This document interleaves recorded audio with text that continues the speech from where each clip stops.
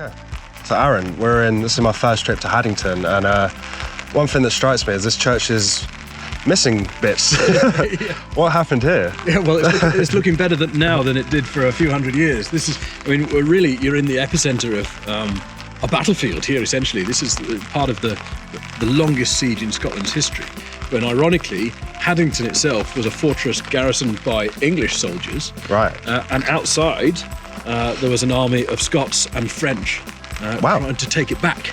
And this was all part of a conflict to force Mary Queen of Scots, who was only a baby, to marry the King of England at the time. So the Scots and the French joined forces, basically, to get rid of this English presence. And unfortunately for the church, it was outside in no man's land between the fort and the besiegers. And so it was being blasted from both sides by musket shot and artillery and cannons. And you can still see it. You can see, all these pock marks through the stonework. Yeah, I can see all the dents. Those are individual musket strikes on the walls of the church. And for years, only for generations, one half of the church was usable afterwards. Wow. You think they'd be slightly superstitious, maybe, or something or no? Was it just literal cannon fodder? When it comes to war, I'm afraid these sentiments have to fall out. And one of the things for a town like Haddington, this is a huge church. I mean, it's almost cathedral scale.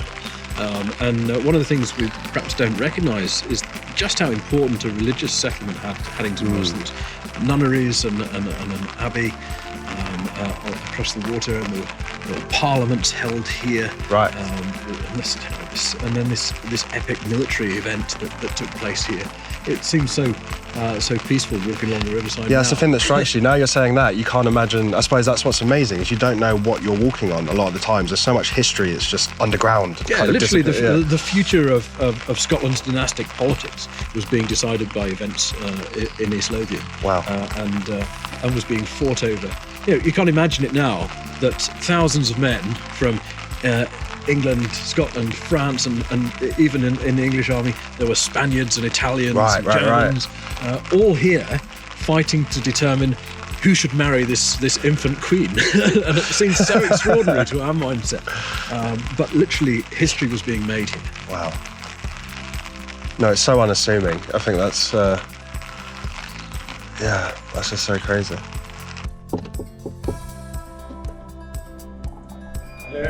Hello, how you doing? How you doing, Steve? Welcome to MB Distillery. Come in. So our gins from the left there are original classic MB gin.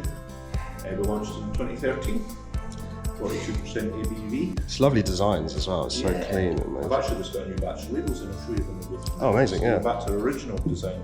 We do citrus vodka, which is very unusual. In fact, it's made using the London dry process. Oh wow, this packaging's amazing as well. It's made from 94% recycled paperboard. So if you think about it like you get Australian wines and wine boxes. Yeah. That's the same. So there's a foil bladder in there that holds the liquid. So when you're finished with it, you just take the whole thing apart. The top plastic bit goes unfortunately into the bin, and then the rest is recyclable.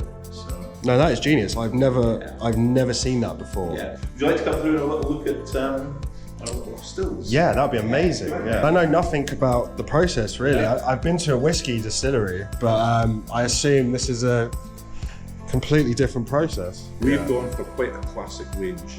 We wanted a gin that was very traditional, so very much juniper heavy, so a lot of juniper in it, coriander going on in it, angelica root, Morris root powder, and the slightest variation. So I could give you the recipe or the ingredients that go into NB gin, and you've got more chance of winning the Euro Millions than actually replicating the gin.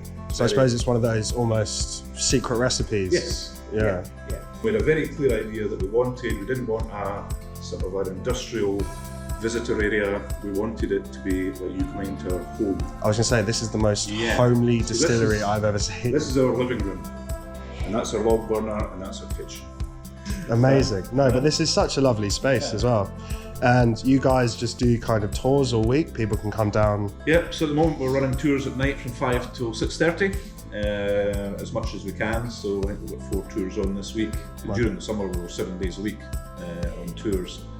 We also got a lot of birthday parties coming up, so we do things like birthday parties, hen do's, we had a few stag do's during the summer. This would be great for a birthday up here, yeah. Well, thank you for showing me around. This has been amazing. I'm probably gonna go downstairs and buy a bottle now, then I'll be on my way. I think, amazing, but lovely to meet you. I would recommend the Navy Strength. The Navy Strength.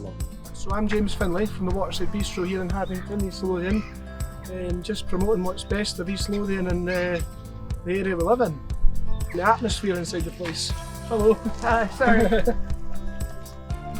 All the great local cycle routes as well that they can advertise, and walking routes as well.